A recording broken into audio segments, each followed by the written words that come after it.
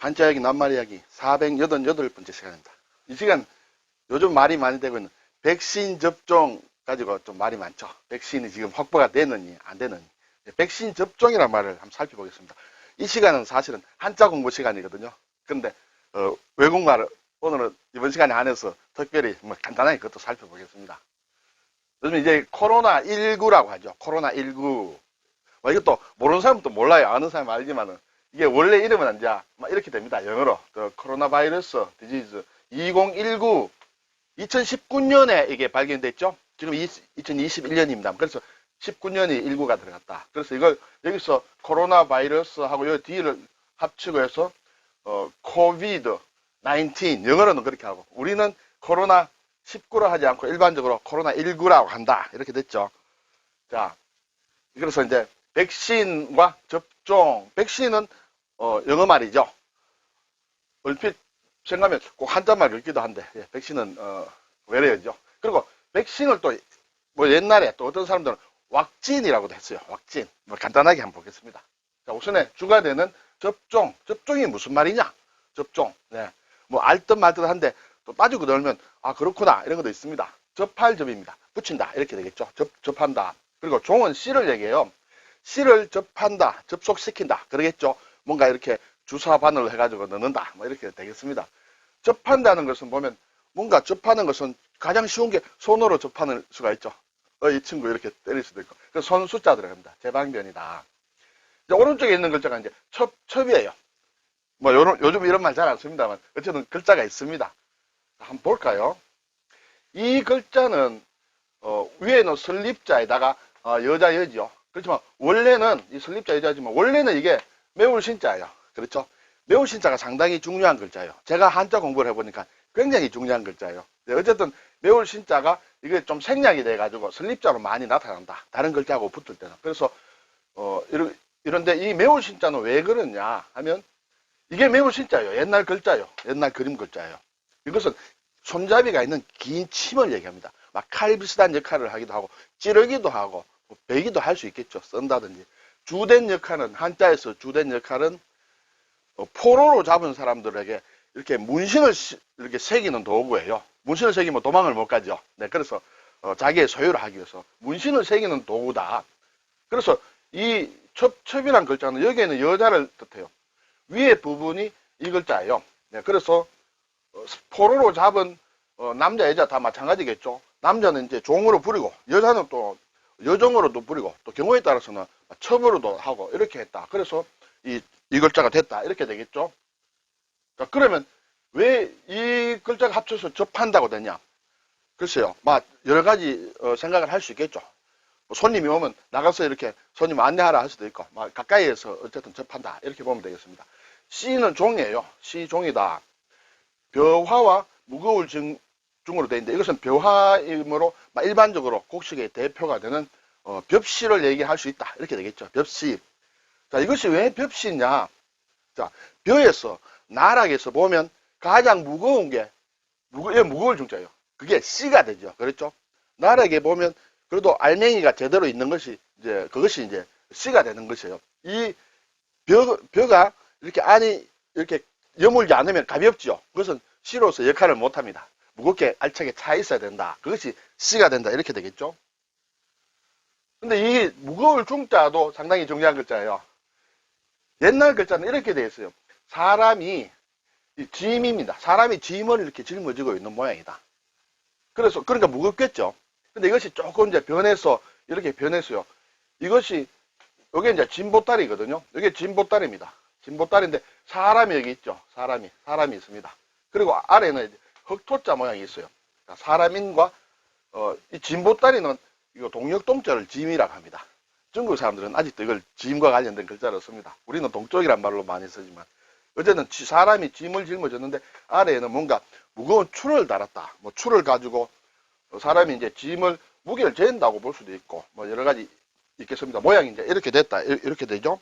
그래서 벼에서 가장 알맹이가 있는 무거운 알맹이가 있는 것이 씨다. 이렇게 됩니다. 그러면 접종은 이제 뭐 대략 답이 나옵니다. 사전을 찾아봤죠.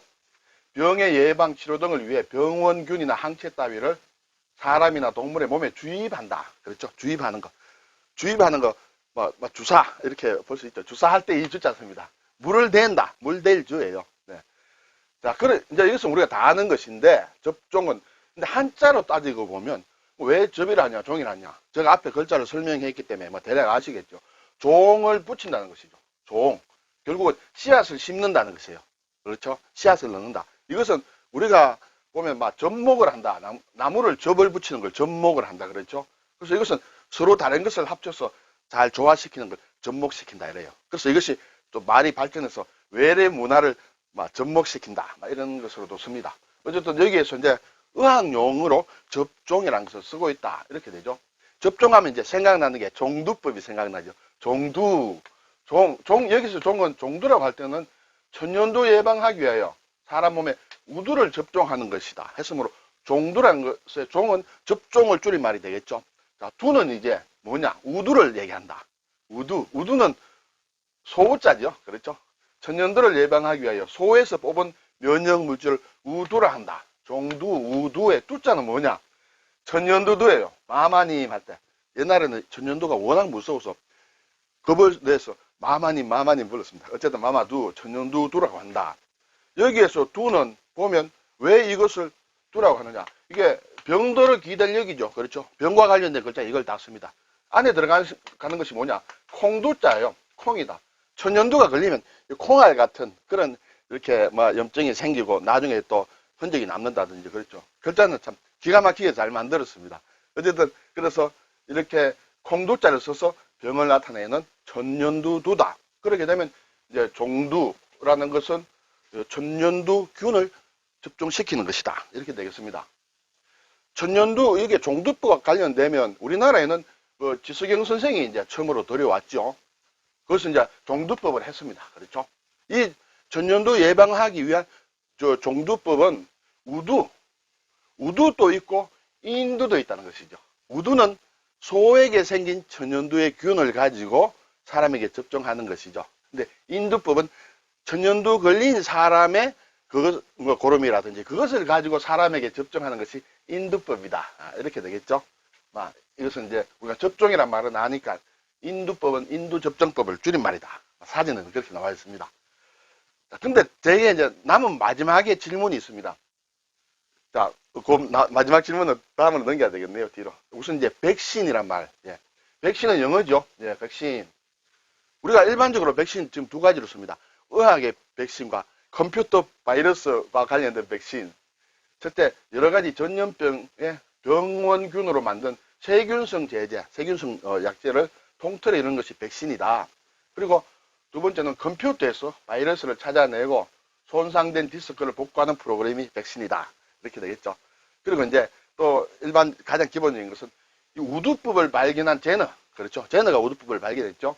그러니까 라틴어로 암소를 뜻하는 바카라는 말을 이렇게 차용해서 쓰기 시작했는데 그것을 파스테르 우유로 유명한 파스테르가 백신으로 명명을 했다. 이렇게 됩니다.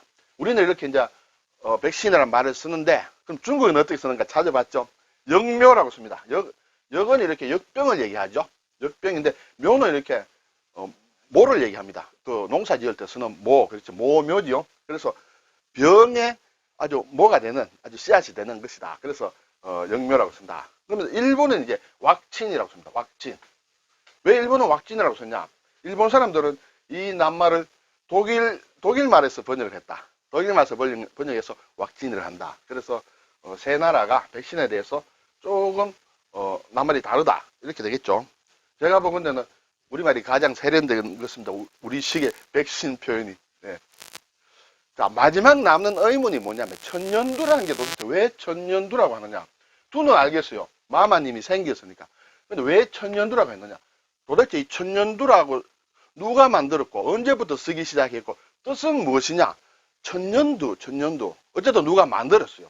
조사를 해보니 가장 처음에 나오는 문헌이 1830년에 일본의 오무라항 대촌번의 어떤 시골 의사의 문서에 처음으로 기록이 됩니다. 그전에는 무엇이냐 하면 주로 두창이라든지 여러 가지 이것을 나타내는 말이 있습니다. 근데 이건 대촌번은 지금의 나가사키 현의 대촌시 오우무라시라는 곳에 있는데 여기서 처음 이 낱말이 나온다.